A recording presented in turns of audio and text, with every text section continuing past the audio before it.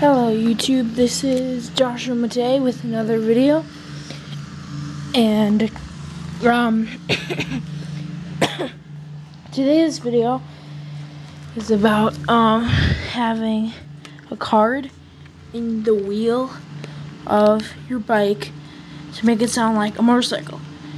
It only really works if it's facing upside down from the bike. And it helps if you use yellow electrical tape. That helps a lot. And when you ride it, it sounds like this.